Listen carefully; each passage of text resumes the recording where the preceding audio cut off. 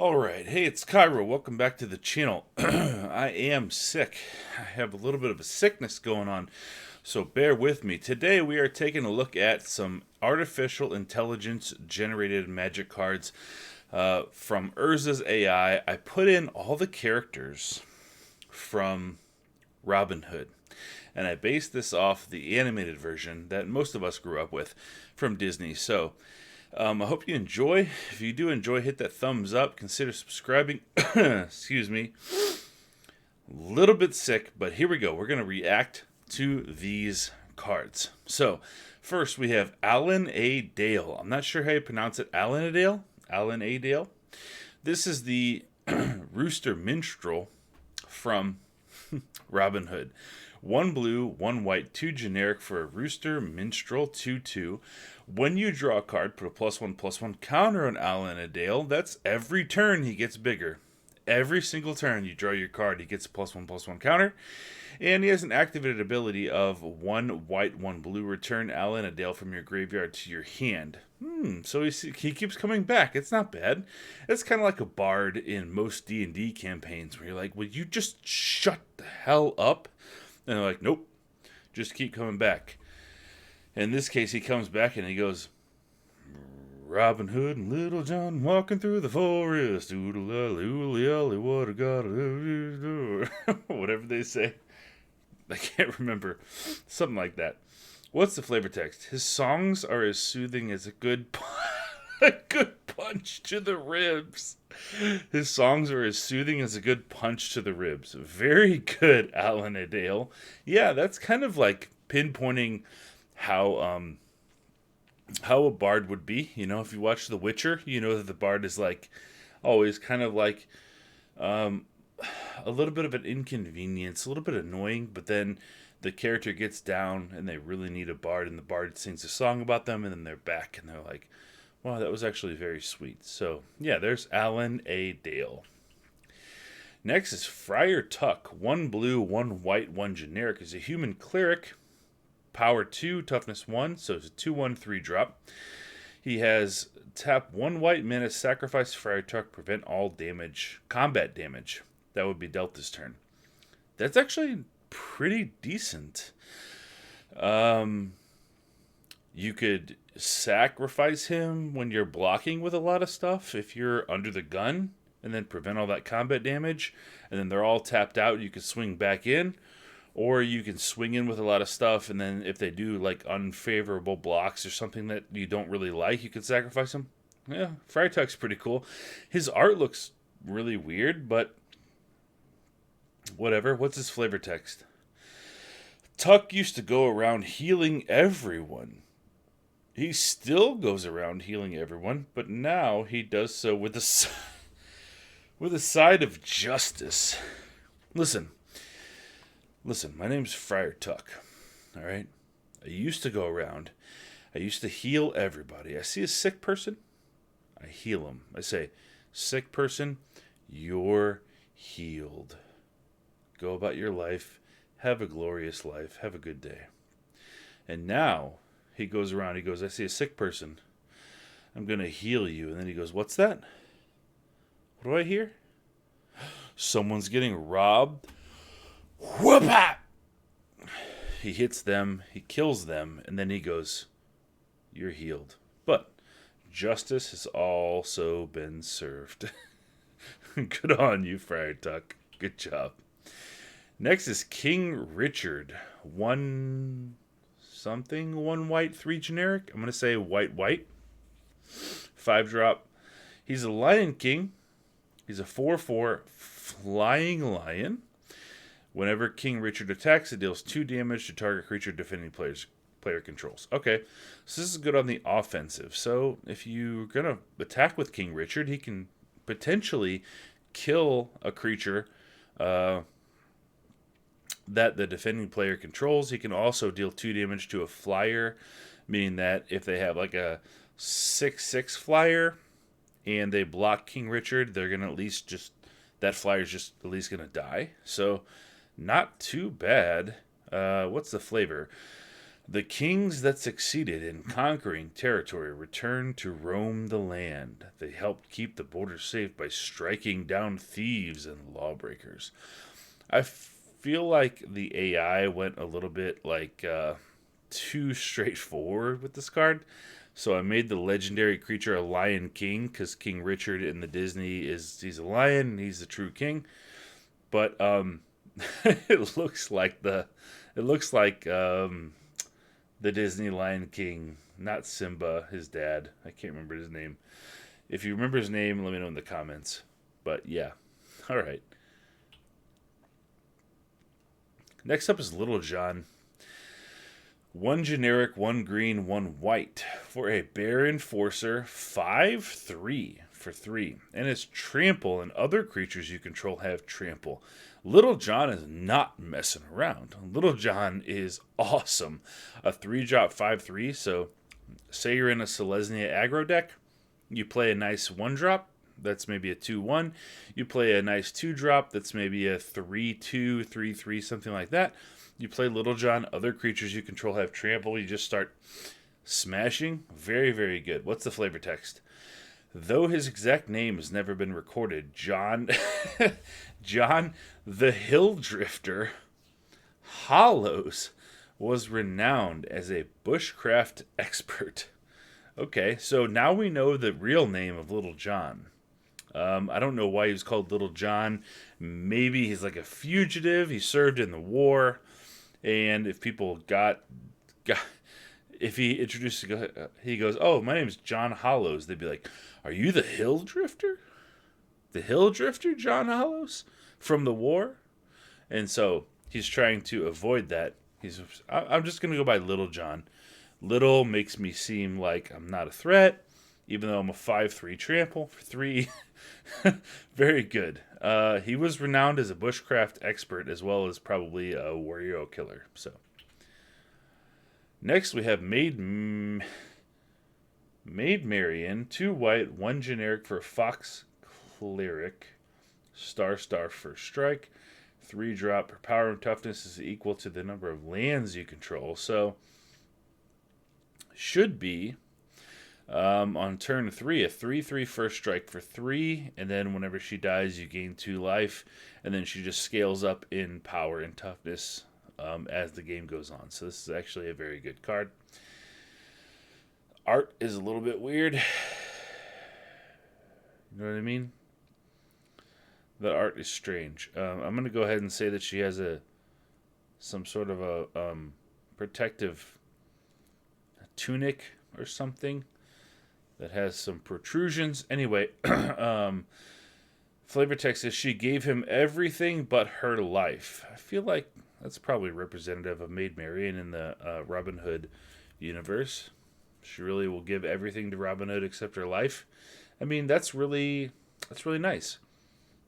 Giving everything but your life. I mean, you draw the line right there. You're like, I'm not gonna die for you, but I'll give you everything else. I mean, that's pretty generous, you know. Okay, let's move on. Merry Men, 1 green, 1 white, 1 generic for a human soldier. It's a 2/1 3-drop. Other white creatures you control get +1/+1. Other green creatures you control get +1/+1. When Merry Men dies, it deals 1 damage to any target. This would be like a 4 of in your deck, right? Because if you draw 2 Merry Men, you put 1 down, the other down. This is a 3-drop, and they're both 3/2s. No. They're 4/3s because they're both white and green. And then whenever they die, it deals 1 damage to any target, which is like if you're in an aggro deck, that's cool. You can keep attacking. They die, you can deal 1 damage to, like, say they're 3/1 or something like that creature, or 1 damage to their face. Very good.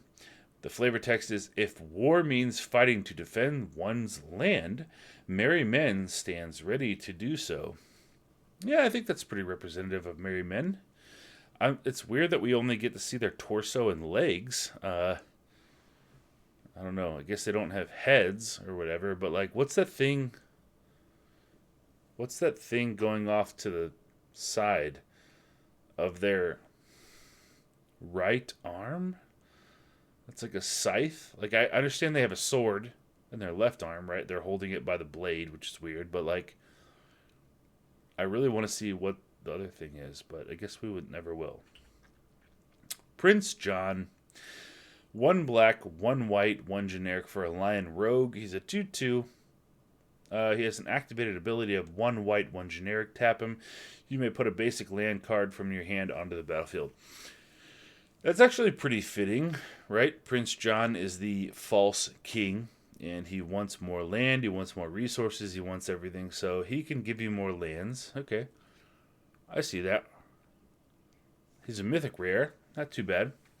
What's his flavor text? That was some horse flesh. Okay. Prince John, listen, when Prince John took the throne, economic times were pretty hard.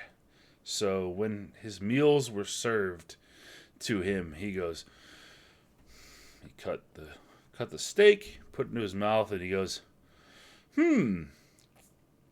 that was some horse flesh. Keep it coming. I enjoy horse flesh. Very good. If we can't have cows, we can have horse. You know what? He's a lion.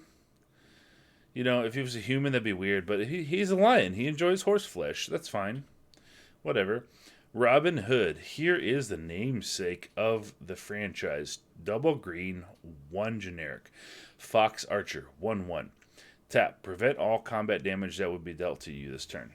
That's actually really in line with his rogue-like status, right? He just taps, prevents all combat damage. It's actually pretty cool because it's a 3-drop 1/1, and whenever somebody attacks you, you can just be like, yeah, I'll take it all. Tap him, prevent all that. They're all tapped out. You can go back at them. And the flavor text is it's it's Robin Hood with more balls. Very good. Very good flavor text. That's like if Robin Hood was remade from the Disney version into, 2022 standards, and it was like a horror movie.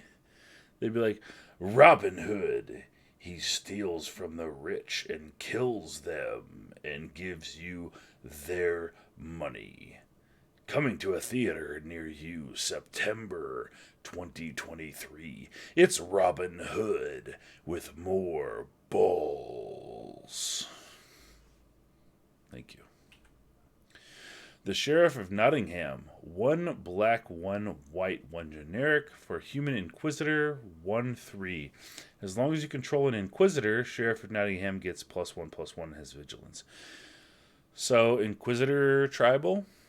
3-drop 1/3. He counts himself, so technically, as long as you control the Sheriff of Nottingham, he's a 2/4, and he has vigilance for 3. He doesn't buff other Inquisitors though, which is odd. So he basically is just a 3-drop 2/4. Okay. What's the flavor? A just reward for any petty thief who deserves it. Well, I guess he would consider Robin Hood a petty thief. So, yeah, that fits flavor-wise. Sir Hiss, the Snake. 1 black, 1 blue. For Snake Wizard, 1/1. Tap. Target opponent discards a card, then reveals the top card of their library. Sir Hiss deals 1 damage to them. So this is kind of weird. Because you can tap them, they discard a card, which is cool because you can make them discard cards, turn 3 forward. They reveal the top card of their library. So Sir Hiss is also using his psychic abilities to foretell to you what they're going to draw, but you can't really take any actions based upon it, but you also get that information where it's like they discard a card, deals 1 damage to them, and then you can be like, oh, they're going to draw like some answer to my stuff next turn, so I should watch out for that or whatever. Or that, oh, okay, they need this, but they're going to draw land. That's actually really cool. I think this is a pretty good card. Flavor text is, he keeps the Abbey and all those foolish enough to dwell there safe. Okay. That's weird. Sir Hiss comes on. He comes into the Abbey and he's like, listen, I am going to keep you all safe, but I just want you guys to know that you are like absolutely stupid for living here. Like the Abbey is a really crappy place to live, and I think you're all fools for living here. That being said, I'm going to keep you safe.